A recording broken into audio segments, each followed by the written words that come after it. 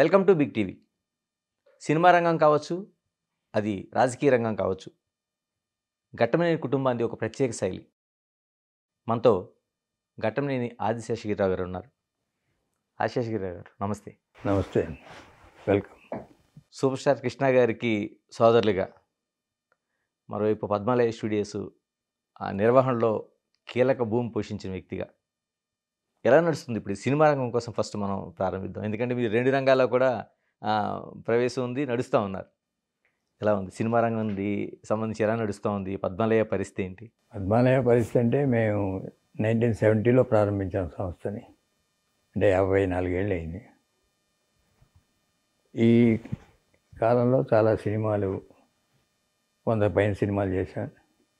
తెలుగు, తమిళ్, హిందీ, మలయాళం, బెంగాలీ అన్ని భాషల్లో తీసాం సినిమాలు. చాలా సక్సెస్ చూసాం.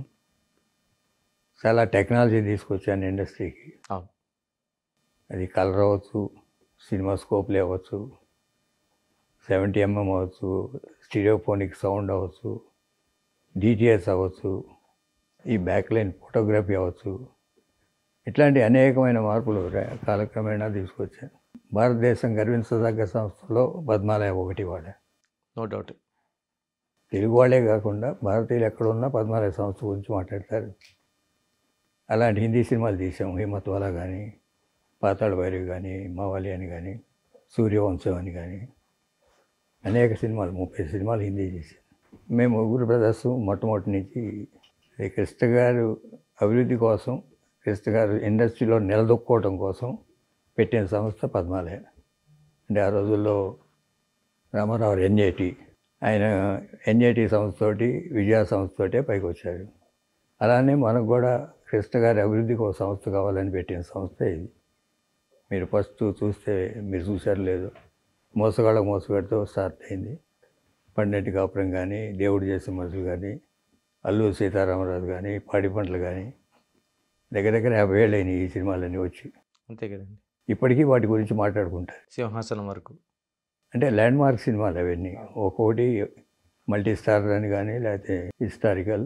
సీతారామరాజు జీవిత చరిత్ర చెప్పుకోవాలంటే ఆ సినిమా గురించే చెప్పుకుంటారు. సినిమా చూసినాకే కరెక్ట్ ఆయన జీవిత చరిత్ర జనంలోకి వెళ్ళింది. అట్లా డిఫరెంట్ పొలిటికల్ సినిమాలు, ఈనాడు కానీ అనేక పొలిటికల్ సినిమాలు తీసాం.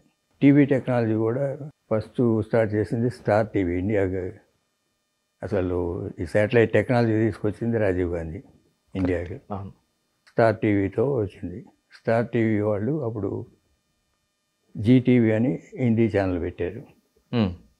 దాంట్లో ఒక 1 అవర్ సౌత్ ఇండియన్కి లాంగ్వేజెస్కి సాంగ్స్ సప్లై చేయడానికి పద్మాలయ సంస్థ సప్లై చేసింది. Telugu, Tamil, Malayalam, Kannada 4 భాషలకి.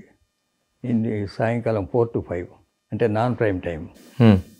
జీటీవీలో first 1 hour south songs. అదే ఫస్ట్ టైం అసలు ఒక తెలుగు సినిమా శాటిలైట్కి వెళ్తాం. అంతకుముందు దూరదర్శన్ తప్ప వేరే లేదు. అవును. ఆ తర్వాత DD8 అని వచ్చింది దూరదర్శన్లో, శాటిలైట్ ఛానల్ ఫస్ట్ తెలుగు. దాంట్లో 2 hours ప్రోగ్రామింగ్ 365 days చేసాం. ఇవాళ మీరు చూసే న్యూస్ వాచ్లు కానీ, లేకపోతే పుణ్యక్షేత్రాలు కానీ, అల్లో హైదరాబాద్ అని కానీ, ఇలా 1/2 hour ఒక్కో ప్రోగ్రామ్ చేసి, రామచంద్రమూర్తి ఇల్లుండి, రామచంద్రమూర్తి అంటే సీనియర్ జర్నలిస్ట్, న్యూస్ వాచ్ అని ఈ టీవీ కెమెరాలు కొని చాలామంది టెక్నీషియన్స్ కానీ ఎవరైనా ఇక్కడ పద్మాలయ చేసి బయటికి వెళ్ళారు. ఎడిటర్స్ కానీ, గ్రాఫిక్స్లో కానీ. ఏదో 2000 hours పైన టీవీ సాఫ్ట్వేర్ ఆ రోజుల్లో చేశాను 20 years బ్యాక్. సార్, మద్రాసులోన ఒక సైన్స్ గ్రూప్ చదువుకొని, అంటే బీఎస్సీ స్టూడెంట్, అగ్నిపరీక్ష సినిమా ద్వారా ఇలాంటి అగ్నిపరీక్ష లాంటి ఫీల్డ్లోకి అడుగు పెట్టాలని ఎందుకు ఆలోచన వచ్చిందండి ఆదిశేషగిరిరావు గారికి? నా ఎడ్యుకేషనే హైదరాబాద్, మెడ్రాస్, చెన్నై. డిగ్రీ అక్కడే చదివాను. అన్నయ్య అప్పుడే సినిమాలు హీరోగా వచ్చారు. ఇద్దరం కలిసి సినిమా నిర్మాణ సంస్థ చేయాలనుకున్నప్పుడు ఫస్ట్ పిక్చర్ అగ్నిపరీక్ష అనేది ఎక్స్పెరిమెంటల్ సినిమా. అదేదో ఉన్నత ఆశయాలతో చేసాం. దాంట్లో డబ్బు పోయింది. ఒక అగ్నిపరీక్ష. నెక్స్ట్ అలా కాదు అని మనం కమర్షియల్ సినిమా తీయాలి అని ఆ రోజుల్లో కౌబాయ్ పిక్చర్స్ ఇంగ్లీష్లో వస్తుండే బాగా. Action picture, commercial action picture అంటే ఏదో ఫైట్స్ డ్యాన్సులు కాకుండా డిఫరెంట్ అట్మాస్ఫియర్లో తీద్దామని అది గుడ్ బ్యాడ్ అండ్ అగ్లీ అని, మెగ్నాస్ గోల్డ్ అని ఆ రోజుల్లో వచ్చాయి పెద్ద సినిమాలు. వాటి ఇన్స్పిరేషన్ తోటి మనం మన నేటివిటీకి తగ్గట్టు ఒక కథ రాసుకొని, బట్ ఆ కాస్ట్యూమ్స్ యాక్సెప్టబిలిటీ కోసం వెస్టర్నైజ్డ్ కాస్ట్యూమ్స్. ఓకే. యాక్సెప్టబిలిటీ కోసం, ఎందుకంటే అది డిఫరెంట్ లాంగ్వేజెస్ డబ్బింగ్ వెళ్ళాలి, ఒక తెలుగు కాదు. అవును. ఆ రోజులోనే పాన్ ఇండియా అనేది వెళ్ళింది. అది తమిళ్లో వెళ్ళింది, హిందీలో వెళ్ళింది, ఇంగ్లీష్లో డబ్బింగ్ వెళ్ళింది, బెంగాలీ వెళ్ళింది.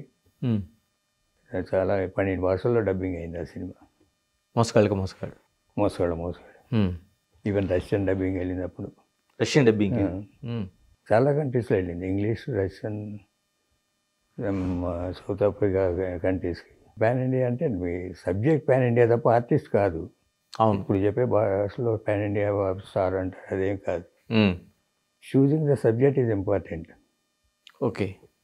అదర్ లాంగ్వేజ్కి వెళ్ళేటప్పుడు వాడు ఆర్టిస్ట్ అవ్వడం చూడు, వాళ్ళకి యాక్సెప్టబుల్ స్టోరీ ఉందా లేదా, వాళ్ళకి యాక్సెప్టబుల్ క్యారెక్టరైజేషన్ స్కెచెస్ అవి ఉన్నాయా లేవా అని చూస్తారు. అంటే మన నేటివిటీలో ఉండే పాడి పంటలు కూడా వెళ్ళినట్టుంది కదండి. పాడి పంటలు ఉంది, పాడి పంటలు ఇంకో భాషలో డబ్బింగ్కి వెళ్ళవు అవి. అది native subject. Okay. You can remake చేశారు. చేసి, అంతేగాని అది యాజ్ ఇస్ డబ్బింగ్ చేయలేరు. మన నేటివిటీ ఉన్న సినిమాలు కాబట్టి, మన ఆచార వ్యవహారాలు, మన నేటివిటీ అట్లా ఉన్న సినిమాలు డబ్బింగ్కి వెళ్ళవు. డబ్బింగ్కి వెళ్ళాలంటే డిఫరెంట్ కాన్సెప్ట్కి వెళ్ళాలి. ఇప్పుడు అన్ని లాంగ్వేజ్కి వెళ్ళకపోతే కాస్ట్ కవర్ అవ్వట్లా. డెఫినెట్గా వెళ్ళే సినిమాలే తీయాలి. సూపర్ స్టార్గా అంటే అంతకుముందు ఎన్టీఆర్, ఏఎన్ఆర్, కృష్ణ, శోభన్ బాబు గారు, పద్మాలయ స్టూడియోస్ నిర్మాణ సంస్థ, ఇంత బిజీగా ఉన్న టైంలోన కృష్ణ గారికి రాజకీయాల వైపు వెళ్ళాలన్న ఆలోచన ఎలా వచ్చిందండి? ఎందుకంటే చాలామంది ఇప్పుడు మనం చూస్తున్నాం అంటే వాళ్ళు ఉండే వృత్తిలో కావచ్చు, ఇతర వృత్తుల్లో కావచ్చు, ఖాళీ అయిపోయిన తర్వాత రాజకీయాల వైపు వెళ్తున్న వాళ్ళని చాలామంది చూస్తాం. కానీ అప్పట్లోనే ఆయన సూపర్ స్టార్గా అసలు ఖాళీ లేకుండా ఎక్కువ సినిమాలు తీస్తున్న సమయంలో ఎలా వెళ్ళగలిగారండి కాంగ్రెస్ వైపు? ఎలాగా ఆ ప్రయాణం జరిగింది ఆయనకి? అది యాక్సిడెంటల్గా అయింది. ఇందిరాగాంధీ బ్రోటల్ మర్డర్ టైంలో ఎప్పుడు ఆఫీస్లో కూర్చొని ఒకసారి రాజీవ్ గాంధీని పలకరించి వద్దారా అంటే, అప్పుడు రాజశేఖర రెడ్డి పీసీ ప్రెసిడెంట్, అప్పుడు ఫోన్ చేసి మాట్లాడితే నేనే మాట్లాడాను. నేను అరేంజ్ చేస్తాను, నాకు రావటం కుదరదు అని కోట్ల విజయభాస్కర్ రెడ్డి గారు ఆయన వస్తారేమో అని ఆయన అడిగితే, ఈయన కోన ప్రభాకర్ రావు అప్పుడు గవర్నర్ ఉండేవాడు, ఆయన వెంటుండి తీసుకెళ్ళారు. అక్కడికి వెళ్ళినప్పుడు కలిసినప్పుడు స్పాంటేనియస్గా అన్ని థ్యాంక్స్ అని చెప్పి, why don't you join the party అని అడిగేసి, అయితే ఓకే అని ఇన్స్టెంట్గా అక్కడే జారిపోయి 84లో ఇందిరాగాంధీ చచ్చిపోయిన 1 వీక్లో. ఇప్పుడు ఏమంటే 85లో పార్లమెంట్ ఎలక్షన్స్ వచ్చినాయి. 85లో కంటెస్ట్ వెళ్ళి మాకు అంటే మీరు చెప్పినట్టు 365 days వర్క్, 2 shifts, సంవత్సరానికి 10-12 సినిమాలు రిలీజులు. అవును. ఇవన్నీ ఉండి పార్టీకి ప్రచారం చేసి పెడతాను. వెంగళరావు ఆయన ఉండి ప్రచారానికి రావాలంటే ప్రచారానికి వెళ్ళాడు. 89లో వచ్చేటప్పటికి స్పాంటేనియస్గా ఆయనే ఫోన్ చేసి, అప్పటికి చాలా మీటింగ్లు, అప్పుడప్పుడు రాజీవ్ గాంధీని కలవటం, ఆయనే ఫోన్ చేసి నేను ఎక్కడ షూటింగ్లో ఉంటే కంటెస్ట్ చేయాలి ఏలూరు నుంచి అంటే ఎంపీగా. నాకేం తెలీదు కంటెస్ట్ అది ఇది అని కూడా అన్నారు. టైం కూడా లేదు, 4-5 days ముందు ఫోన్ చేసి, నామినేషన్లకి ending days, nomination already start అయినాయి. అవును. అప్పటికప్పుడు రాజీవ్ గాంధీ గారు ఫోన్ చేసి చేయమంటాం, సరే యాక్సెప్టెన్స్ చేసి బయలుదేరడం. 89 ఎంపీ అవ్వటం, ఢిల్లీ వెళ్ళిపోవటం. తర్వాత ఆయన చచ్చిపోయిన తర్వాత he has no interest in politics. ఇక్కడ అంతా కాంగ్రెస్ గ్రూప్ పాలిటిక్స్ వీటిలో వద్దని వదిలేసరి. మరి మండలాధీశులు లాంటి సినిమాది అప్పుడు ఒక పెద్ద సెన్సేషను, అదొక ఆ పార్టీ నుంచి ఒక కౌంటర్లు ఇంత నడిచింది కదండి. అంటే అది ఒక సినిమాగానే లేకపోతే ఒక రాజకీయ పక్షంగానే జరిగింది? రాజకీయ పక్షాలు ఉపన్యాసాలు ఇచ్చుకుంటారు కదా, ఇచ్చుకునేటప్పుడు ఏముంటాయి, ఏదైనా ఉంటే విమర్శించడం ఉంటాయి. ఆ విమర్శించుకునేదే సెటైరికల్గా చెప్పే సినిమాలు, లేకపోతే టీవీ, లేకపోతే నాటకం. పొలిటికల్ స్పీచ్ ఏదైనా కళారూపాలన్నీ ఆ విధంగా వచ్చినాయి కదా. అవును. అంటే కోట శ్రీనివాసరావు అటువంటి ఆ రోజున బయటికి రావడానికి కూడా భయపడే పరిస్థితి ఏర్పడింది. అదే సినిమా రిలీజ్ శుభ్రంగా వెళ్ళి వచ్చాడు, ఓకే. జనంలో చూసి వచ్చాడు. కానీ పెద్ద సెన్సేషన్ అండి అప్పట్లో ఆ సినిమా అంటే మండలాధీశుడిది. ఎందుకంటే ఎన్టీఆర్కి అనుకరణ కావచ్చు, లేకపోతే ఆయన్ని పాయింట్అవుట్ చేస్తూ పిన్ పాయింట్ చేస్తూ తీసిన సాహసం ఎవరు చేయలేదు అప్పట్లో. ఇప్పుడు మన సింహాసనం సినిమా చేసేటప్పుడు కైకాల సత్యనారాయణ గారు వేషం వేశారు. ఆ సన్యాసం వేసుకొని కాషాయ బట్టలు వేసుకొని మంత్రిగా వేషం.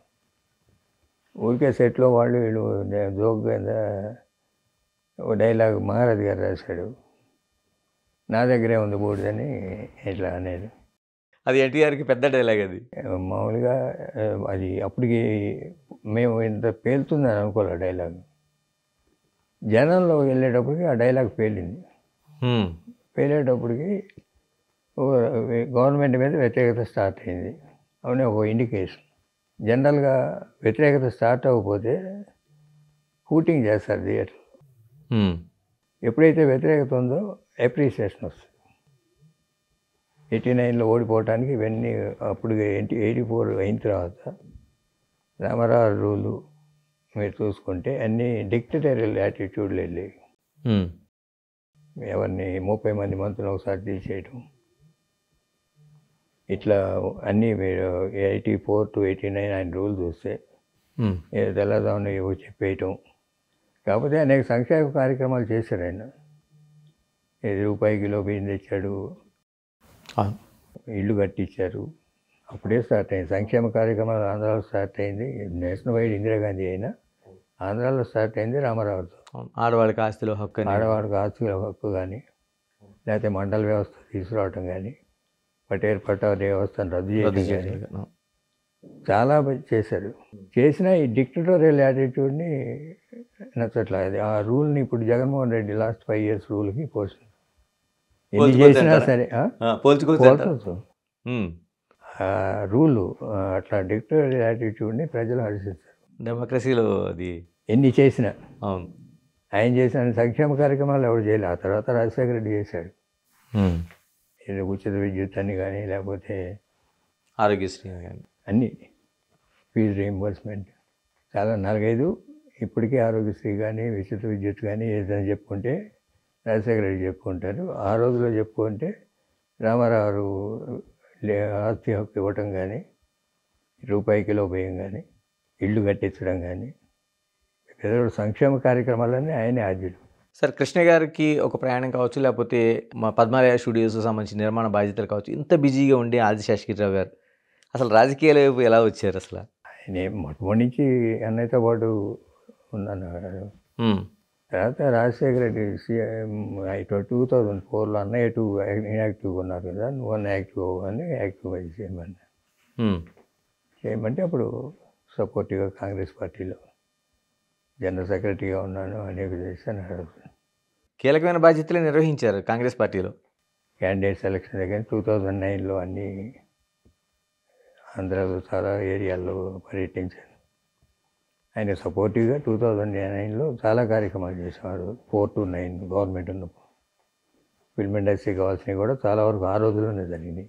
మరి కాంగ్రెస్ నుంచి ప్రయాణం వైఎస్ఆర్సీపీ వైపు ఎలా మళ్ళీందండి? అసలు కాంగ్రెస్ అంటే ఈ రాష్ట్ర విభజన తర్వాత కాంగ్రెస్ పార్టీ లేకుండా పోయింది కదా ఆంధ్రాలో. 14 తర్వాత పార్టీ అనేది లేదు. అక్కడ ఆంధ్రాలో ఎప్పుడైతే రాష్ట్ర విభజన చేశారో పార్టీ అనేది ఆల్మోస్ట్ 90% షిఫ్టెడ్ టు వైఎస్ఆర్సీపీ. నాయకులే కాదు, ఓటర్స్, కాంగ్రెస్ ఓటర్స్ మొత్తం అటు షిఫ్ట్ అయింది. ఇప్పటికీ అక్కడే ఉంది కాంగ్రెస్ ఓట్ బ్యాంక్ అనేది, షిఫ్ట్ అవ్వలేదు. మీరు 2014 అదంతా 19 వరకు మీరు వైసీపీతోనే, జగన్మోహన్ రెడ్డి కూడా ప్రయాణం చేశారు. చివరి క్షణంలో బయటకు వచ్చారంటే అధికారాన్ని ఇంకా తీసుకునే ముందు మీరు బయటకు వచ్చారు. చిన్న డిఫరెన్సెస్, స్మాల్ డిఫరెన్సెస్ తోటి ఈ మామూలుగా చంద్రబాబు నాయుడు గారితో పయనించాలని ఇటు షిఫ్ట్ అయ్యాను. 2 ఉన్నాయి, బంధుత్వం ఒకటి ఉంది చంద్రబాబు నాయుడు గారితో. అతనితో డిఫరెన్సెస్ వచ్చాయి. డిఫరెన్సెస్ అంటే ఈ పర్సనల్ పోట్లాడలు ఏం కాదు. మామూలుగా పార్టీ కార్యక్రమాలు నడిపే దాని మీద విధానం మీద నేను విభేదించి బయటకు వచ్చి టీడీపీలో జాయిన్ అయ్యాను. ఆల్మోస్ట్ మీరు పాదయాత్ర అంతా ప్యాటర్న్ అంతా మీరు వెనకున్నారు చాలా వరకు. పాదయాత్ర, పార్టీ నిర్మాణం అన్నిట్లోనూ ఉన్నాను. ఇదే 1 ఇయర్ ముందు, 1 ఇయర్ కాదు 7-8 మంత్స్ ముందు డిఫరెన్స్ వచ్చినాయి. I came out. సరే, ఇప్పుడు ఉండే జగన్మోహన్ రెడ్డి గారు ఉండే నివాసం, అంటే అంతకుముందు ముఖ్యమంత్రిగా ఉండే నివాసం కావచ్చు, లేకపోతే అదంతా మీరు నిర్మాణం చేశారు? అంతకుముందు కన్స్ట్రక్షన్ మీరు అంతకుముందే మొదలు పెట్టారంటారు? మేము చేసింది మా అబ్బాయి నేనంటే మా అబ్బాయి ఓకే. కంపెనీలో లేఅవుట్లో 2 ప్లాట్లు, ఆయన ఒక ఆఫీస్ ఒక ప్లాటు, రెసిడెన్స్ ఒక ప్లాటు, మిగతా అన్నీ వెళ్ళాల్సింది. అంటే ముందు విల్లాస్ కోసమని మీరు అది స్టార్ట్ చేశారు? అవును. నేనే అది ఉంటే బెటర్ అని చెప్పాను. ఓకే. చేశాను. అతను చూడలేదు, ఈ ప్లేసు చూడలేదు, నిర్మాణం జరిగేటప్పుడు రాలేదు, గృహప్రవేశానికి వచ్చాడు. అంతే. అంటే ఎలక్షన్కి ముందు కదండి గృహప్రవేశం జరుగుతా? ఎలక్షన్ ముందే. నేను లేను గృహప్రవేశాన్ని, నేను వెళ్ళా, మా అబ్బాయి వెళ్ళాడు. కానీ అప్పటికి మీరు బయటకు వచ్చారు. అంటే పార్టీకి విరాళంగా ఇచ్చారా? లేక అదేలే ఎస్పీ సైట్ అతని పేరు మీద కొన్నాం. కన్స్ట్రక్షన్ కాంట్రాక్ట్ కూడా మనమే చేసి అన్నీ వాస్తు ప్రకారం, కానీ అన్నీ మంచిగా వస్తాయి. దాని ముందు పార్టీ ఆఫీస్ కూడా సేమ్ డిజైన్తో ఉంటుందండి. ఇప్పుడు అది మీరు కట్టిందేనండి? Party office, camp office. Okay. ఇల్లు సేమ్ డిజైన్లో ఉంటుంది? ఇల్లు వెనకాల ఉంటుంది. వెనక ఉంటుంది. 2 కూడా మీరు స్ట్రక్చర్ నిర్మాణం చేసింది? ఓకే. అది పార్టీ ఆఫీస్ అనే ఆయన ఉద్దేశం. నేను నవ్వుతూ జోక్ చేసేవాడిని ఎప్పుడన్నా, అది క్యాంప్ ఆఫీసు, క్యాంప్ ఆఫీసే తప్ప పార్టీ ఆఫీస్ కాదని. ఓకే, అధికారం వస్తుందని. వస్తుంది. అంటే క్యాంప్ ఆఫీస్ అయినా పార్టీ ఆఫీస్ అయినా ప్రెసిడెంట్ రూము, సెక్రటరీ రూమ్ ఉంటాయి, లేకపోతే స్టాఫ్ రూమ్లు ఉంటాయి. క్యాంప్ ఆఫీస్ అయితే స్టాఫ్ రూమ్లు ఉంటాయి, సెక్రటరీలు వాళ్ళు. పార్టీ ఆఫీస్ అయితే పార్టీ జనరల్ సెక్రటరీలు వీళ్ళు ఉంటారు. ఇప్పుడు మళ్ళీ అది పార్టీ ఆఫీస్ చేసుకున్నాడు. శశిగిరి గారు, అంటే చిన్న డిఫరెన్స్ అంటున్నారు. పార్టీ కోసమేనండి? పార్టీ నిర్మాణం కోసం, లేకపోతే పార్టీకి నడవడి కోసం ఆ మూమెంట్లోనే జరిగిందా ఆ డిఫరెన్సెస్ అనేవి? అంతే, పార్టీ కోసమే. పార్టీ కోసం అంటే ఇప్పుడు డిక్టేరియల్ యాటిట్యూడ్ ఉండకూడదు అనేది. అదే విధానం సాగించాడు. 5 ఏళ్ళ రూల్లో కూడా క్యాడర్ నెగ్లెక్ట్ చేశాడు. క్యాడర్ నెగ్లెక్ట్ చేయడం కరెక్ట్ కాదు. ఎప్పుడైనా రాజకీయ పార్టీ, ఏ పార్టీ అయినా క్యాడర్ వర్క్ చేయకపోతే పార్టీ నిలవదు. కులాలు, even Reddy cadre not happy. రెడ్డిలోనే వ్యతిరేకత ఉంది. రెడ్డిస్ చేశారంటారు, కానీ వాళ్ళకి చేసింది అంతగా లేదు. ఒక గ్రూప్ ఆఫ్ పీపుల్ చేసుకున్నారు తప్ప. మీరు జగన్మోహన్ రెడ్డి గారిని దాదాపుగా అంటే 14 నుంచి 19 వరకు, అంటే ఆయన మళ్ళీ ముఖ్యమంత్రిగా ప్రమాణ స్వీకారం చేసే ముందు మీరు ఉన్నారు. ఎలా ఉండేదండి ఆ జర్నీ? ఎలా ఉండేది అంటే ఎలా ఉంటాడు ఆయన? ఎందుకంటే చాలామంది అంతుపట్టని వ్యక్తిగా, ఎందుకంటే ఒక కొద్ది మందికి మాత్రమే ఆయన యాక్సెస్ ఉంటుంది అనేది ఇప్పటివరకు చెప్పుకుంటున్నది. ఎలా ఉండేది అసలు మీ జర్నీ అది? మనిషిగా మంచోడే. అది మామూలుగా మర్యాదలు ఇవ్వటం ఎప్పుడన్నా వచ్చారు. కాకపోతే అతనికి ఉన్న ఒకటి ఏంటంటే, ఏదైనా సబ్జెక్టు లోతుగా అవగాహన చేసుకొని కానీ దాని మీద రియాక్ట్ అవ్వలేడు. రాజశేఖర రెడ్డిలో అది లేదు. రాజశేఖర రెడ్డికి ఏంటంటే, ఒక దాంట్లోంచి ఒక సబ్జెక్ట్లోంచి ఇంకో సబ్జెక్ట్లోకి నిమిషాలు వెళ్ళిపోతుంటారు. ఓకే, అవగాహన చేసుకొని 1 మినిట్లోనే ఈ సబ్జెక్ట్ నుంచి ఆ సబ్జెక్ట్కి, ఆ సబ్జెక్ట్ నుంచి ఈ సబ్జెక్ట్కి వెళ్తాడు.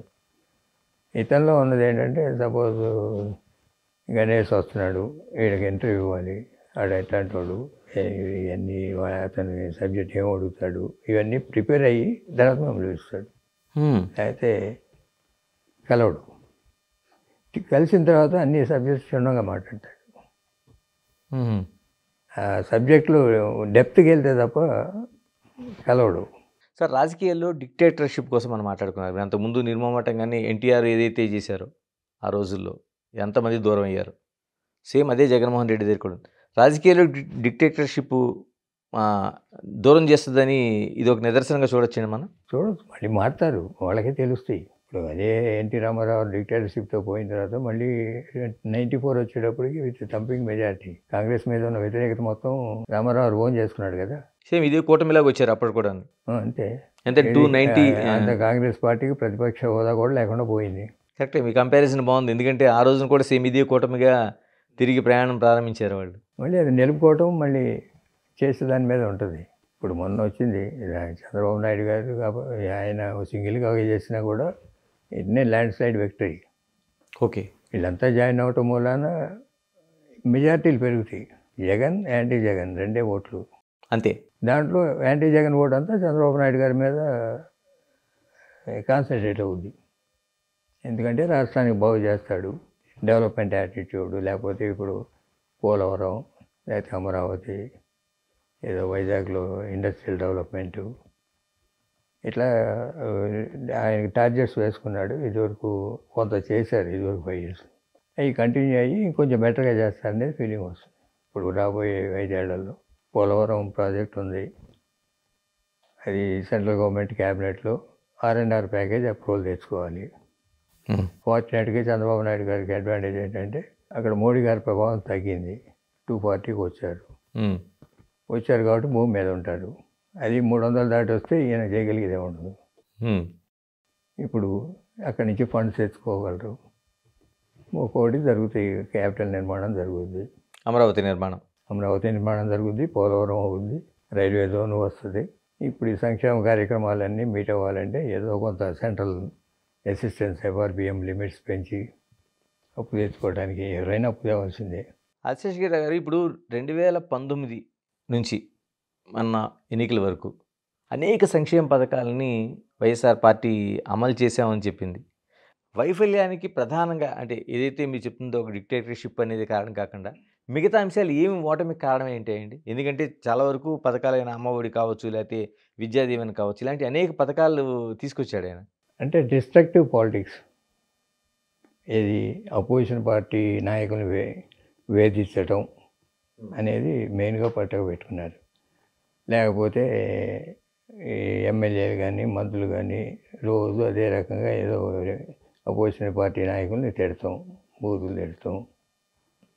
అది తప్ప ఈ 4-5 ఏళ్లలో వాళ్ళు చేసిన సంక్షేమ కార్యక్రమాలు జనంలో చెప్పుకోలేకపోయారు. చెప్పుకునేది ఏంటి? ఎంతసేపు చంద్రబాబు నాయుడు గారినో వాళ్ళ కుటుంబాన్నో లేకపోతే అపోజిషన్ నాయకులను రోజు తిట్టడం. ఏ టీవీలో చూసినా, ఏ పేపర్ చూసినా అయ్యే జనంలోకి వెళ్తున్నాయి.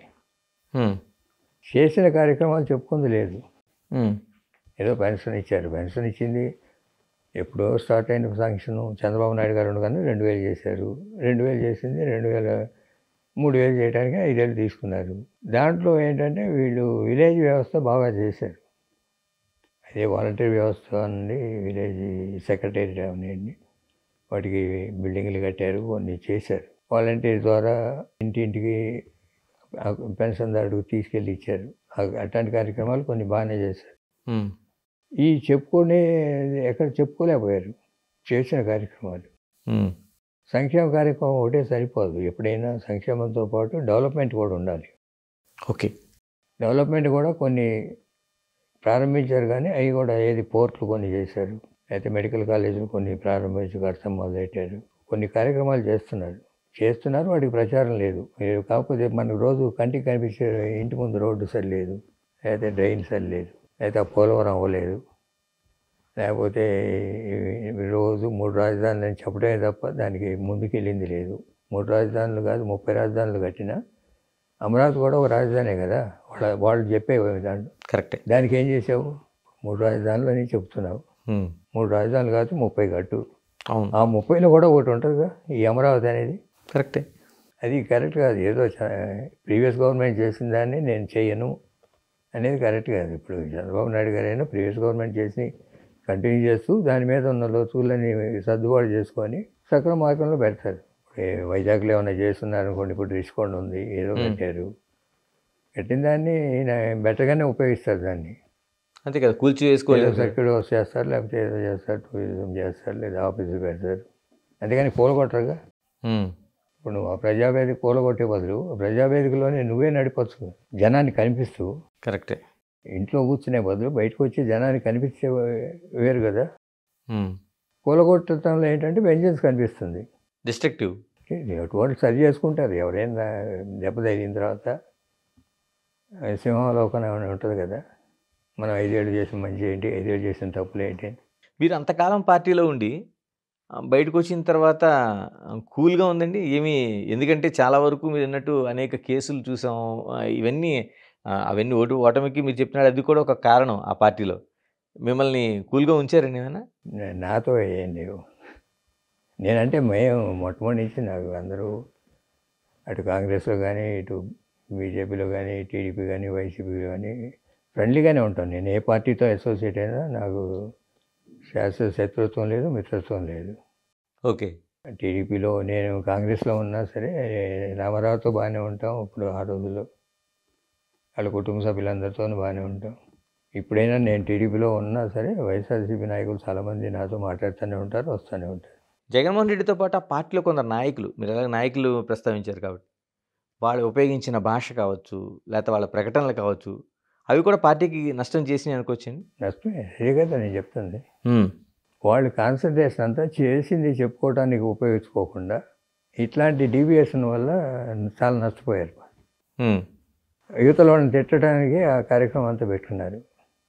వాళ్ళ మీడియా సంస్థలు కానీ, వాళ్ళ సోషల్ మీడియా కానీ, నాయకులు కానీ, మంత్రులు కానీ దీని మీద పెట్టినంత ఫోకస్లో 10% కూడా అటు పెట్టుకోలేదు. అప్పట్లోన ఎన్టీఆర్, కృష్ణ అభిమాన సంఘాల మధ్య ఒక పెద్ద డీవియేషన్ ఒకటి నడుస్తూ ఉండేది. అంటే ఈ ఒక పార్టీలాగే ఒక ప్రయాణం జరిగేది. మీరు దగ్గర నుంచి కూడా చూశారు. అలాంటిది తెలుగుదేశంలోకి మీరు రావడంలో ఎలాంటి హడ్డిల్స్ అనిపించలేదండి? కొంత ఉంటుంది ఆ! ఆటుకోర్లు. అంటే మేము కాంగ్రెస్లో చేరినా కూడా హ్మ్. కృష్ణ గారి అభిమానులు 20-25% టీడీపీలోనే ఉండేవాళ్ళు. హ్మ్. ఆయన అభిమానించేవాళ్ళు టీడీపీలో చాలామంది ఉన్నారు ఆ రోజుల్లో. ఇప్పటికీ ఉన్నారు, అప్పటికే ఉన్నారు. ఓకే. మెజారిటీ ఆఫ్ సెక్షన్ ఈయన కాంగ్రెస్లో యాక్టివేట్ అయ్యారు కాబట్టి మెజారిటీ ఆఫ్ ఫ్యాన్స్ కాంగ్రెస్లోకి వెళ్ళారు. హ్మ్. ఈ కాంగ్రెస్లోకి వెళ్ళినా బట్ టీడీపీలో సబ్స్టాన్షియల్ నెంబర్ ఉన్నారు హుహు. ఆయన అభిమానించేవాళ్ళు. ఆయన ఎప్పుడు ఇన్సిస్ట్ చేయలే దీంట్లోకి రండి, దాంట్లోకి రండి. పొలిటికల్ వేరు, సినిమా వేరు. ఓకే. ఎవరైతే పార్టీలో కాంగ్రెస్లో యాక్టివేట్ అయ్యారో వాళ్ళు కాంగ్రెస్లోనే యాక్టివేట్ అవ్వండి అంతే. హ్మ్. నేను కూడా అదే పాటిస్తున్నాను అప్పటికి.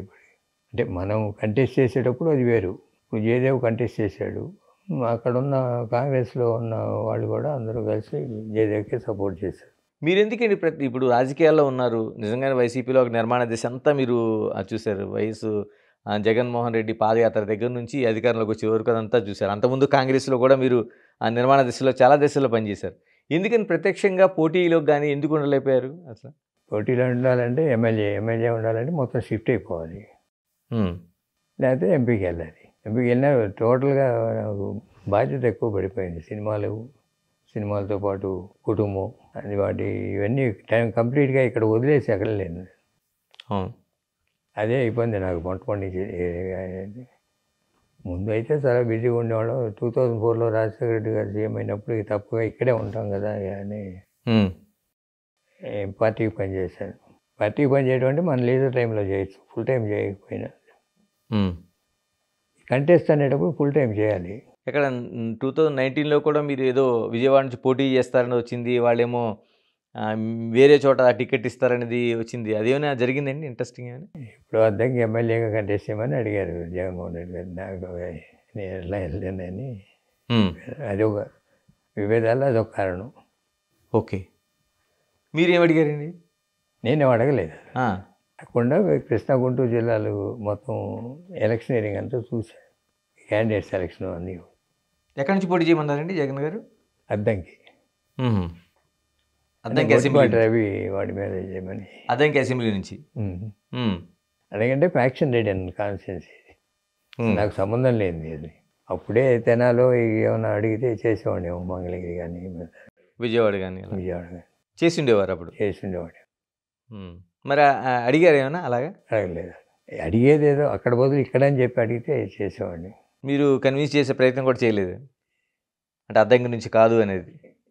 మరి ఇప్పుడు ఈ ఎన్నికల్లో కూడా తెలుగుదేశాన్ని ఎక్కడ వాళ్ళ నుంచి ప్రపోజల్ గాని, మీ నుంచి గాని ఏమైనా వచ్చిందండి? ఈ ఎన్నికలకు సంబంధించి?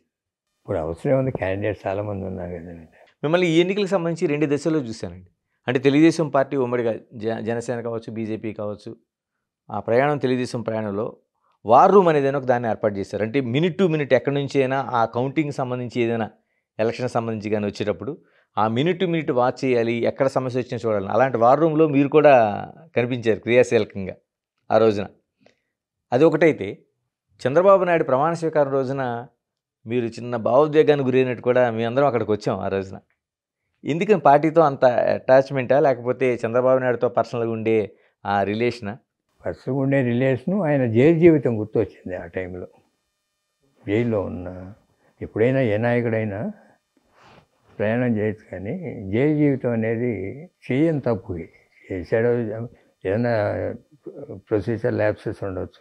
The way the government has arrested him, ఇది ఎక్కడో వెళ్ళి పడుకున్న వాడిని తలుపు తట్టి పోలీసుల treatment which is not correct. ఏదైనా ఉంటే నోటీసులు ఇవ్వచ్చు, యూ కెన్ ఎంక్వైరీ చేయొచ్చు, విట్నెస్ తీసుకోవచ్చు. ఏదైనా తప్పులు చేసి ఉంటే కావాలంటే నోటీసులు ఇవ్వచ్చు, చట్టపరంగా చేయొచ్చు. తప్పు చేసిన వాడిని వదిలిపెట్టమనేవాళ్ళం కాదు. తప్పు చేసి ఉంటే, తప్పు చేసి ఉంటాడని నేను అనుకోవట్లే. ఈవెన్ గవర్నమెంట్ అనుకున్నా సరే దాన్ని ఇన్వెస్టిగేట్ చేసే విధానం వేరే ఉంటుంది. అదే అక్కడి నుంచి ఆ ఏజ్లో బెదవాడ దాకా తీసుకురావడం, బెదవాడ నుంచి మళ్ళీ 2 రోజులు అక్కడ పెట్టి రాజమండ్రి తీసుకెళ్ళటం, వాళ్ళు చేసిన విధానం చాలా తప్పుడు విధానం. అది కావాలంటే ఇప్పటికీ మీరు ఫుటేజ్ తీసుకోండి. అక్కడి నుంచి నంద్యాల నుంచి అక్కడికి ఎట్లా తీసుకెళ్ళారు, అక్కడి నుంచి రాజమండ్రి వెళ్ళాడు, మళ్ళీ రాజమండ్రి నుంచి నీకు విజయవాడ ఎట్లా వచ్చారు, విజయవాడ నుంచి ఇక్కడికి ఎట్లా వచ్చారు అనే ఫుటేజ్ చూసుకో, నీకు తెలుస్తుంది. ఇంకేం అక్కర్లేదు. గవర్నమెంట్ మారుతుంది అని తేలడానికి అది ఒకటి చాలు. ఓకే. అంటే ఎవడైనా ఒక మనిషి చచ్చిపోయిన తర్వాత మహాత్ముడు అంటారు. ఎవడైనా ఏది ఇందిరాగాంధీని తీసుకో, రామారావుని తీసుకో, లేకపోతే రాజశేఖర రెడ్డిని తీసుకో, ఎవరినైనా బతికున్నప్పుడు ఎవరు మహాత్ముడు అంటూ చేసిన మంచి పనులు చెప్పుకోరు. చంద్రబాబు నాయుడుకి ఆ పుణ్యం దక్కింది. జైల్లో ఉన్న 70 రోజులు 80 రోజుల్లో 52 రోజులు చంద్రబాబు నాయుడు గారు మాకు అట్లా చేశాడు ఇట్లా చేశాడు అని ప్రపంచవ్యాప్తంగా మాట్లాడారే, అది ఎవరికి దక్కదు. అది ఎప్పుడు దక్కుద్ది? మనిషి పోయినాక దక్కుద్ది, మనిషి ఉండగా దక్కదు. అది ఆయనకి అదృష్టం. జగన్మోహన్ రెడ్డి ఓటమికి ఇది కూడా ఒక కారణం అనుకోవచ్చండి. ఈ మెయిన్ కారణం, ఇది కూడా ఒక కారణం కాదు, ప్రధానమైన కారణం. ఇదండి లోకేష్ యువగళం పాదయాత్ర పెట్టి ఆ రోజున గవర్నమెంట్ వ్యతిరేకించి కావాలంటే అరెస్ట్ చేసుకోండి అని చిత్తూరులో ప్రారంభించాడే.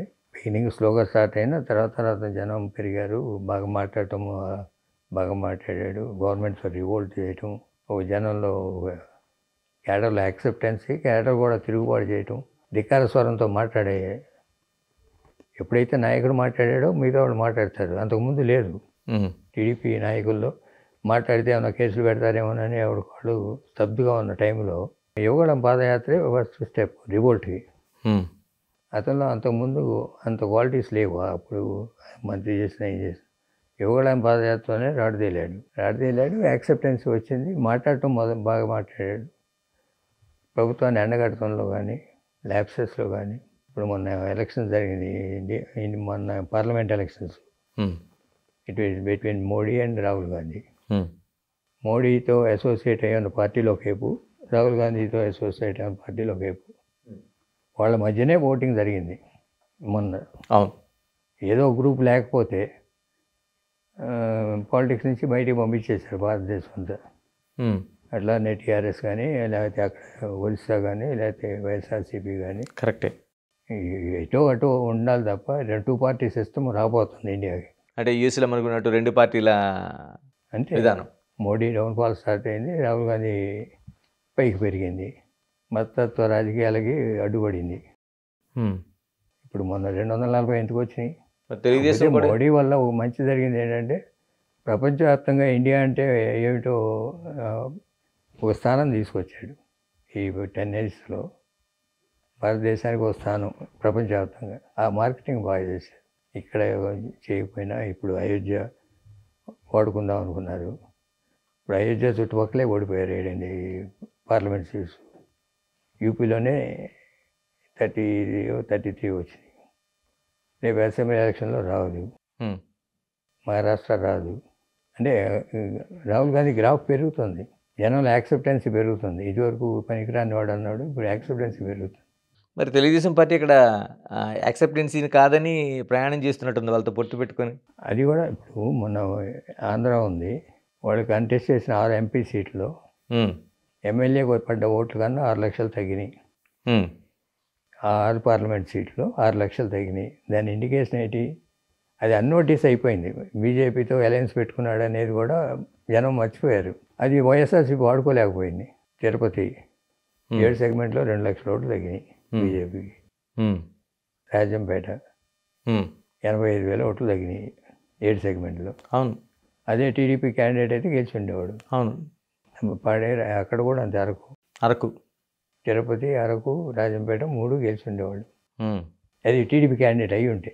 అవును. ఎమ్మెల్యేలదంతా ఒకవైపు పడింది, ఎంపీకి ఏమో వేరేలాగా అయింది. ఎందుకు వెళ్ళింది? మళ్ళీ అక్కడ మాజీ ముఖ్యమంత్రి పోటీ చేశాడు రాజంపేటలో. టీడీపీ ఎంపీ సింబల్ ఉంటే గెలిచినట్టే అది. ఇలా ఇప్పుడు ఈ సందర్భంలో ఒకటి గుర్తు చేయాలనుకుంటున్నాను, మీరు సినిమా ఇండస్ట్రీలో ఉన్నారు కాబట్టి. ఈ సినిమా వాళ్ళ సమస్యలకు సంబంధించి జగన్మోహన్ రెడ్డి దగ్గరికి చిరంజీవి, మరి మీ అబ్బాయి మహేష్ బాబు, ఇలా అందరూ వెళ్ళినప్పుడు ఆ రోజు వాళ్ళు చేస్తున్న విజ్ఞప్తి కావచ్చు, లేకపోతే గేటు బయటే ఆపి నడిపించిన విధానం కావచ్చు, ఎలాంటి ఇండికేషన్ ఇల్లు ఉంటుందండి? అంటే అరేంజ్ చేసిన వాళ్ళు కరెక్ట్గా చేయలేదు, హ్మ్. ముందు ప్రాపర్గా బ్రీఫ్ చేయలేదు. కానీ అది బయటికి మాత్రం బాగా చాలా వేరే ఇండికేషన్ వచ్చింది. అంటే ఎంత కాదనుకున్నా స్టార్స్ ఉన్న వాళ్ళకి ప్రజాభిమానమే కదా ఉన్నది. అది అందులో హీరో డబ్బులు సినిమాలు కాదు. అదే కరెక్ట్ కాదు. ఎవరు చేసినా అది ఎందుకు వెళ్ళారో తెలియదు. They want to congratulate him. లేకపోతే ఒక టీంకి వెళ్ళాలంటే ఇండస్ట్రీ ప్రాబ్లమ్స్ ఉంటే హీరోలకు సంబంధం లేదు. మా నుంచి ఫిల్మ్ ఛాంబర్ కౌన్సిల్ ఏదో ఉంటాయి. ఓకే. Film industry problems. లేకపోతే సీఎం అయ్యేటప్పుడు కంగ్రాచులేట్ చేయడం అనేది అది నామినల్ పేపర్ ద్వారా ట్విట్టర్ ద్వారా చేస్తారు. లేకపోతే వెళ్ళి ఒక సెలవు కప్పు వస్తారు, ఇండివిజువల్గా వెళ్తారు, కానీ అందరూ కలిసికట్టుగా ఎప్పుడు వెళ్ళరు. ఇంతవరకు వెళ్ళిన సాంప్రదాయం లేదు. అరేంజ్ చేసిన వాళ్ళు పర్పస్ తప్పు. ఇండస్ట్రీ సమస్య అయితే ఒక కౌన్సిల్లో ఛాంబర్ వెళ్తుంది. ఇండస్ట్రీ సమస్యగా వెళ్ళారు ఆ రోజు చిరంజీవి కావచ్చు, లేదా మహేష్ బాబు గారు కావచ్చు, రాజమౌళి కావచ్చు, ప్రభాస్ కావచ్చు, అందరూ వీళ్ళు ఇండివిజువల్గా ఎవరైనా కలవచ్చు, వెళ్ళి సెలవు కప్పి రావచ్చు. ఇది కంగ్రాచులేట్ చేయటం అయితే. ఇండస్ట్రీ సమస్య అయితే హీరోలకు సంబంధం లేదు. ఇండస్ట్రీ సమస్య ఛాంబర్ కానీ కౌన్సిల్ కానీ మూవీ ఆర్టిస్ట్ అసోసియేషన్ కానీ ఎవరైనా చేయాలి. ఇప్పుడు చెప్పండి, 3 పార్టీలు అధికారంలోకి 164 సీట్లతో ప్రయాణం చేస్తున్నాయి. ఇప్పుడు ఎలా ప్రయాణం చేయాల్సిన అవసరం ఉంది? 3 పార్టీల మధ్య సఖ్యతను మీరు ఏమనుకుంటున్నారు? వీళ్ళ టాస్క్ ఏముంది? ఆయనే రూలింగ్ తప్ప మిగతా ఏముంది? ఇప్పుడు కలుపుకెళ్తారు. ఆయన కలుపుకెళ్తాం అంటే బీజేపీ, జనసేన గురించి అడుగుతున్నట్టున్నాను. అవును, జనసేన కావచ్చు, బీజేపీ కావచ్చు, ఆ కలయిక ప్రయాణం అనేది ఎలా జరగాలి అనేది జనరల్గా వీళ్ళకి అబ్సల్యూట్ మెజారిటీ ఉంది. వాళ్ళకేమి ఇవ్వాల్సినంత అవసరం కూడా లేదు. ఆయన మ్యాగ్నానిమస్గా ఇచ్చాడు, ఆఫర్ చేశాడు, ఇచ్చాడు, కలుపుకెళ్దామనే ఇచ్చాడు, కలుపుకెళ్తారు కూడా. ఈయనే ఒక అవసరం అయితే ఒక మెట్టు దిగే మనస్తత్వం ఉంది చంద్రబాబు నాయుడు గారికి, సహనం ఉంది. జనరల్గా ఎమోషన్ అవ్వడు. ఇక డెఫినెట్గా బాగానే చేసుకుంటూ వెళ్తారు. వాళ్ళ మధ్యలో భేదాభిప్రాయాలు పెద్దగా ఉండవు అనుకుంటున్నాను. ఎందుకంటే అవసరమైతే వాళ్ళు అడిగిన చేస్తూనే ఉంటారు, లేకపోతే అవతల కన్విన్స్ చేస్తాడు ఈ విధంగా నేను చేయలేను అని. అట్లనే ఈయన ఢిల్లీ నుంచి కావాల్సినవి తెచ్చుకోవాలంటే పోలవరం ఫండ్ తెచ్చుకోవాలి, క్యాపిటల్ నిర్మాణానికి తెచ్చుకోవాలి, బ్యాక్వర్డ్ డిస్ట్రిక్ట్స్ కావాల్సిన అసిస్టెన్స్ తెచ్చుకోవాలి, ఇండస్ట్రీస్ పెట్టుకోవడానికి వాళ్ళ సహకారం తెచ్చుకోవాలి, లేకపోతే రోడ్ కనెక్టివిటీలకి సెంట్రల్ గవర్నమెంట్లు వాళ్ళ నుంచి రోడ్లు వేయించుకోవాలి, రైల్వే లైన్లు వేయించుకోవాలి పోతాయి. రాష్ట్రాన్ని అవసరాలకు తగ్గట్టు, ఎందుకంటే వాళ్ళు కూడా డిపెండ్ అయి ఉన్నారు ఈ మన రాష్ట్రం మీద, ఒరిస్సా మీద. గవర్నమెంట్ వాళ్ళు 5 years కంప్లీట్ చేయాలండి. అది చంద్రబాబు నాయుడు గారికి అదొక అదృష్టం కలిసి వచ్చింది. 11 సీట్లతో ఉన్న వైసీపీ మీరు 5 ఏళ్ల పాటు దగ్గర నుంచి చూశారు. మళ్ళీ కోలుకునే అవకాశం ఉందండి రాష్ట్రంలో? అంటే ఇప్పుడు ప్రజెంట్ గవర్నమెంట్ ఈయన హామీలన్నీ అమలుపరచాలి. ఈ రాష్ట్రం చేసే అమలుపరిచే దాన్ని బట్టి వాళ్ళు మళ్ళీ చేసే విధానాలను బట్టి ఉంటుంది. వాళ్ళు 40% ఓట్ బ్యాంక్ వాళ్ళకు ఉంది కదా. ఏదైనా ఒక 10% ఇటు అటు మారటం అనేది జనంలో ఎప్పుడైనా మూమెంటరీగా మారుతాయి. సక్రమంగా చేసుకుంటే ఇప్పుడు లోకేష్ బాబు అతను మళ్ళీ సీరియస్ పాత్ర వహించాలి. లేకపోతే డెవలప్మెంట్ యాక్టివిటీస్ మనం చాలా ఆశలు చూపించాం కదా. చాలా ఆశలు అంటే సంక్షేమ కార్యక్రమాలు కానీ డెవలప్మెంటల్ యాక్టివిటీ కానీ 2 సక్రమంగా జరుగుతుంటే ఇబ్బంది ఉండదు. దేశ రాజకీయాలు మారుతుండే కదా, రేపు కాంగ్రెస్ పార్టీ ఇట్లానే ఉంటుంది అనుకోవడానికి లేదు. అవును. ఇప్పుడు కర్ణాటక వచ్చింది, ఈ తెలంగాణ వచ్చింది, రేపు ఆంధ్ర ఏమవుద్దో తెలియదు. వాళ్ళు కూడా ఓట్ బ్యాంక్ పెరగచ్చు, పెరిగే అవకాశం ఉందండి ఆంధ్రలో కాంగ్రెస్కి. పెరిగే ఉంది. హ్మ్. నేషనల్ వైడ్ ఒక ఇప్పుడు నేను ఇందాక చెప్పాను కదా, థర్డ్ పార్టీస్ వ్యానిష్ అవుతున్నాయి. అవును, vanish ఏమో అవుతున్నాయి. రేపు అవును. కాంగ్రెస్ వైసీపీ అలయన్స్ అవ్వచ్చు, ఎట్లా చెప్పగలం ఇవాళ. Nobody can predict. దేశ రాజకీయాల్లోనే చాలా మార్పు వస్తాయి నార్త్ ఇండియాలో. ఆర్ఎస్ఎస్ ప్రభావం ఎంతవరకు ఉంటుంది, బీజేపీ ఎంతవరకు నిలదొక్కుంటుంది, కాంగ్రెస్ రైజ్ ఎంత ఉంటుంది. ఇప్పుడు ఈ రాహుల్ గాంధీ 3 లక్షల పైన మెజార్టీలో గెలిచాడు, ఈ 2 స్థానాలు. అవును. అదే మోడీ గారు లాస్ట్ టైం 5 లక్షలు గెలిచినాడు, మొన్న 1,50,000తో గెలిచారు. అంటే గ్రాఫ్ తగ్గుతుంది కదా. ఇక్కడ తెలంగాణలో అనూహ్యంగా పెరిగింది, ఓట్ బ్యాంక్ పెరిగింది. కానీ మిమ్మల్ని ఒక రాష్ట్రానికి పరిమితం చేయలేదు, ఎందుకంటే హైదరాబాద్ బేస్డ్గానే మీరు చాలా కాలంగా అది కొనసాగుతోంది, మీ రాజకీయ ప్రస్థానం కావచ్చు, లేకపోతే సినిమా ప్రస్థానం కావచ్చు. తెలంగాణలో మార్పు జరిగింది మీరు చూసారు దగ్గర నుంచి. ఎలా ఉందంటారు మీరు, మీ అబ్జర్వేషన్లు ఎలా ఉంది? రేవంత్ రెడ్డి ముఖ్యమంత్రిగా పరిపాలన ఎలా కొనసాగుతుంది? మీ అబ్జర్వేషన్లు ఎలా అనిపిస్తుంది? రేవంత్ రెడ్డి బాగా చేస్తున్నాడు. రేవంత్ రెడ్డి వల్లే ఇక్కడ కాంగ్రెస్ పార్టీ అధికారంలోకి వచ్చింది. మిగతా నాయకులంతా ఉన్నా కూడా వీళ్ళందరినీ తీసుకురావటం, అతని స్పీచెస్ కానీ, మీడియా మేనేజ్మెంట్ కానీ, సోషల్ మీడియా మేనేజ్మెంట్ కానీ, ఆ స్లోగన్స్ కానీ, ఐ డోంట్ నో ఎవరున్నారు వెనక, నాకు టీం తెలియదు కానీ, but the way is organise last 3 months election ముందు బాగా చేసుకుంటూ వచ్చారు. దానివల్లే వచ్చింది ఇక్కడ అధికారం. వచ్చిన తర్వాత కూడా అందరినీ కలుపుకెళ్ళటం అది చేస్తున్నాడు. కాకపోతే ఈ 6 నెలలు ఎలక్షన్ కోడ్, మళ్ళీ సెంటర్ ఇవన్నీ వచ్చిన దాని మూలాన వచ్చిన పరిపాలనలో అతని మార్క్ ఇంకా కనపడలేదు. ఓకే. పర్టికులర్ మున్సిపల్ అడ్మినిస్ట్రేషన్ తీసుకున్నాడు, రియల్ ఎస్టేట్ ఎలా ఉంటుంది, ఎక్స్పాన్షన్ ఎలా ఉంటుంది, వాట్ ఆర్ ఫ్యూచర్ ప్లాన్స్, ఆయనకి మైండ్లో కొన్ని ఉండొచ్చు, ఇంకా ఇంప్లిమెంట్ చేయలేదు. దాని ప్రాబ్లమ్స్ కానీ, ఈ ఎలక్ట్రిసిటీ ప్రాబ్లమ్స్ కానీ, ఇరిగేషన్ ప్రాబ్లమ్స్ కానీ, రకరకాల ప్రాబ్లమ్స్ ఉన్నాయి, ప్రామిస్ చేసినవి ఉన్నాయి. లేడీస్కి బస్ ప్రయాణం ఉచితం అన్నారు, లేకపోతే రైతు పెన్షన్స్ అన్నారు, రైతు బంధు పథకం అన్నారు. ఈ ఇంప్లిమెంటేషన్లో ఎంత బాగా సక్సెస్ అవుతారనేది ఇంకా మార్కు పడలేదు. ముందు ఎలక్టరేట్ని నమ్మించడం వరకు చేయగలిగారు, అధికారంలోకి వచ్చారు. వచ్చిన తర్వాత పరిపాలనలో కూడా మార్పు కనిపించాలి. మార్పు కనిపించకపోవడానికి ఇప్పటివరకు ఏంటంటే ఎలక్షన్స్ ఇప్పటి నుంచి ఇక చూడాలి next 6 months how will perform. బాగా చేస్తాడని అనుకుంటున్నా, ఎబిలిటీ ఉంది. బట్ అందరూ సహకరించాలి, క్యాబినెట్ మంత్రులు, అటు కేంద్రం అపోజిషన్ పార్టీ ఉంది, బీజేపీ, వాళ్ళు ఎంతో సహకరిస్తారు. వనరులు కావాలి కదా, మరి సంక్షేమ కార్యక్రమాలు చేయాలంటే రెవెన్యూ పెంచుకోవాలి.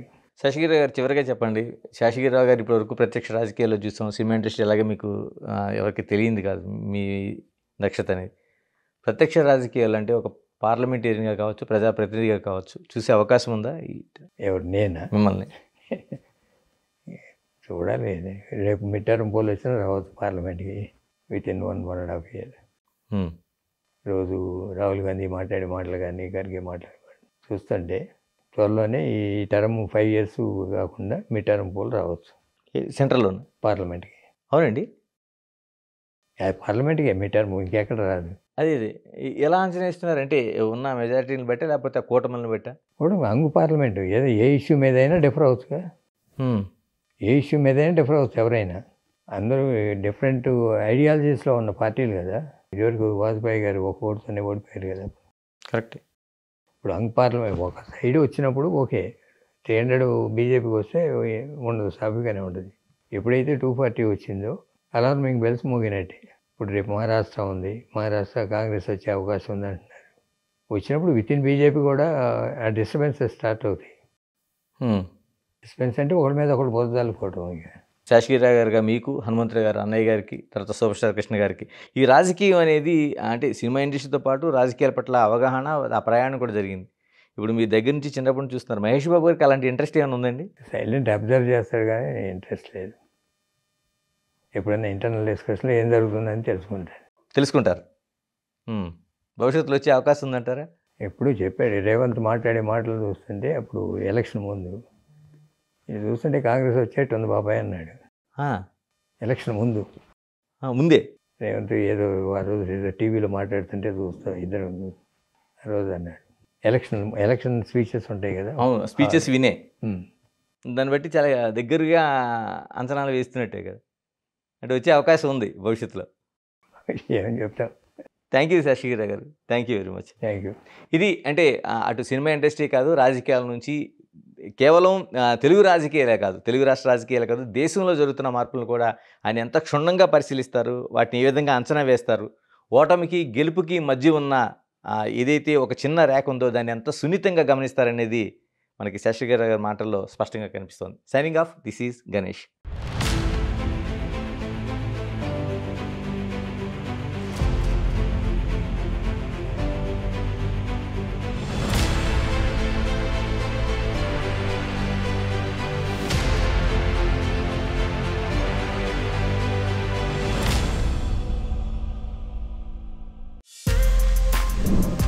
For more videos like this, subscribe Big TV channel.